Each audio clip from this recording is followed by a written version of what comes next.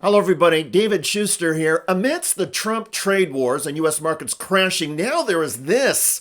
Trump tariffs prompt slump in shipments to U.S. ports. What we're seeing now is that cargo coming in from Asia will be down by about 35% until we get some semblance or signals that trade deals are on the way. Gene Soroka is the Port of LA executive director. We only have 7 ships in port today. Normally on a Wednesday, you'd see 12 to 14 vessels.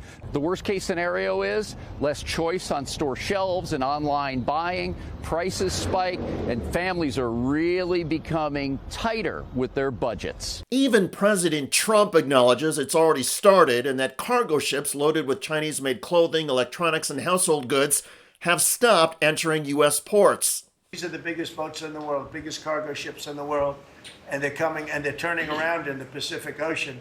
They're doing a big U-turn and going back because they don't want the goods because 145% tariff. But at a certain point, I hope we're going to make a deal with China. We're talking to China. But the talks so far have produced nothing.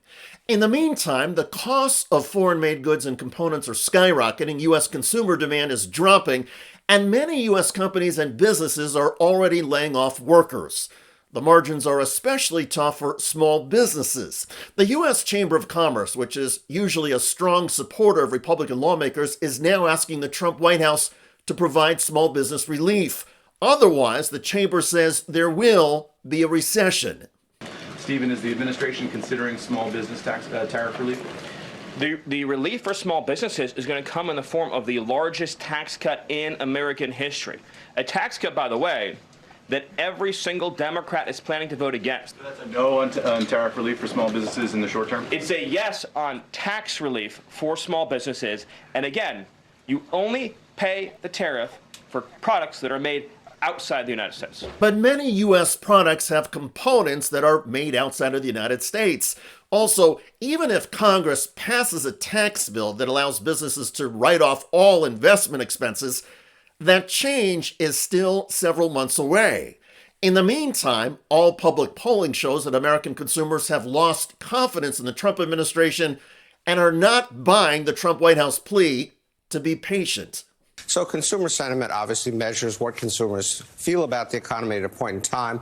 This gray line going to black here is all Americans put together, and you can see how it's rolled over like that. This is the 4th lowest reading in history since they started taking this survey. And what about CEOs and titans of industry who largely supported Donald Trump's presidential campaign?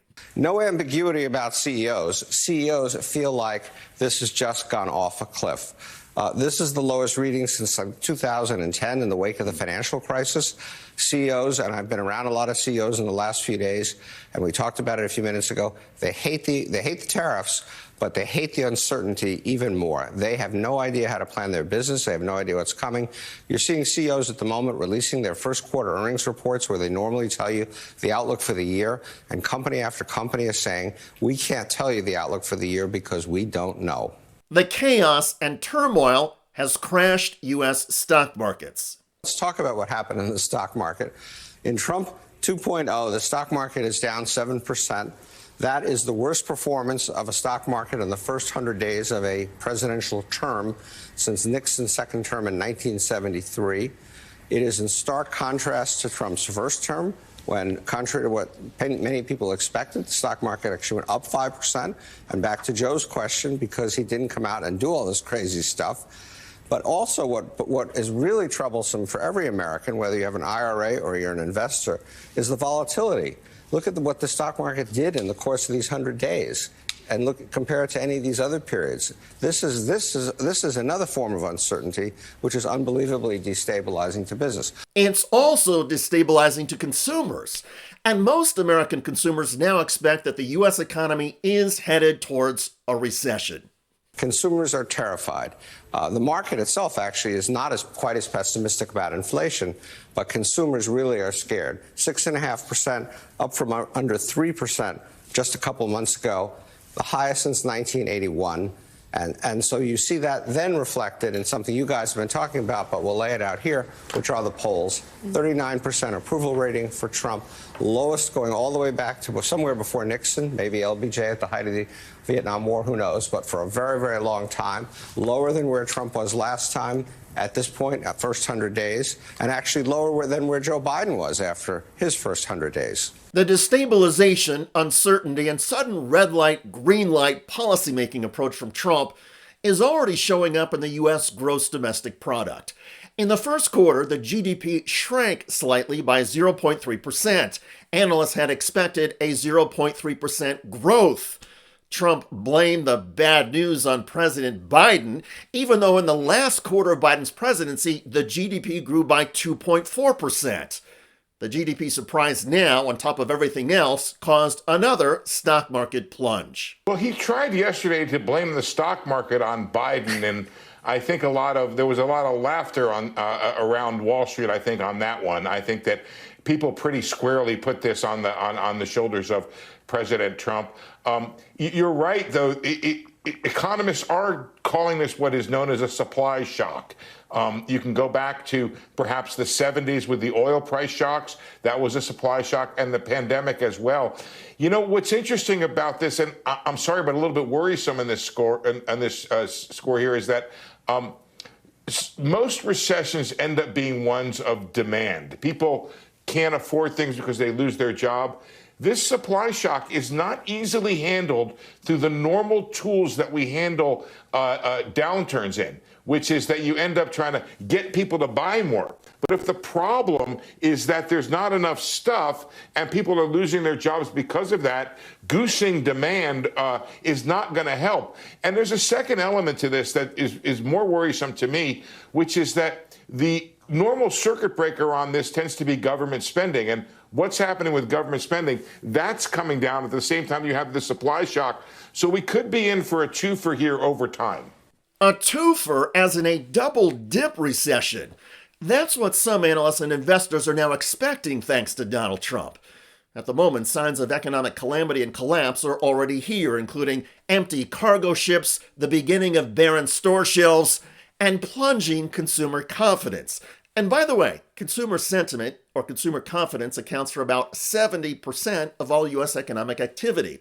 When consumers are feeling good, they spend more and pump more money into the U.S. economy, increasing economic activity and growth. When consumers are feeling down, they pull back on spending and the economy stalls.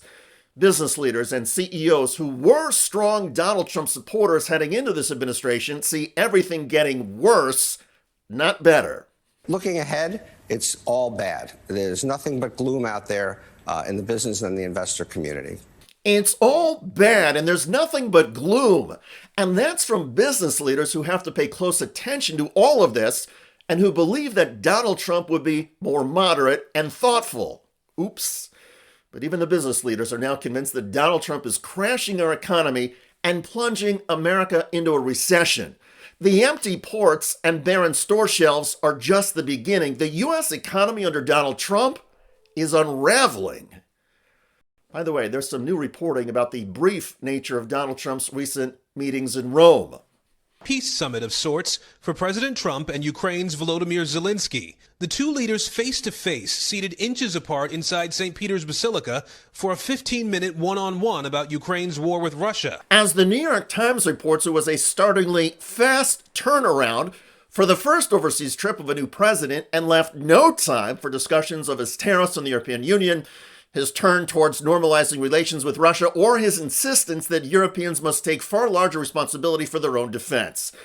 Mr. Trump told aides he wanted to make it back to his golf resort in New Jersey before the end of the day. That's right, Trump was more interested in racing back to New Jersey to play golf than in talking at length about the Russia-Ukraine negotiations or in discussing them with other leaders or even chatting about the global economic turmoil. Trump wanted to play golf. This video generated a lot of comments on YouTube. Check it out below. One of the most popular comments is from FR57, who wrote, "He is a humiliating embarrassment for the United States." I hear you. I look forward to reading your comments about U.S. ports emptying and store shelves becoming barren thanks to Trump. Somebody said, oh, the shelves are going to be open. Well, maybe the children will have $2 instead of $30, you know?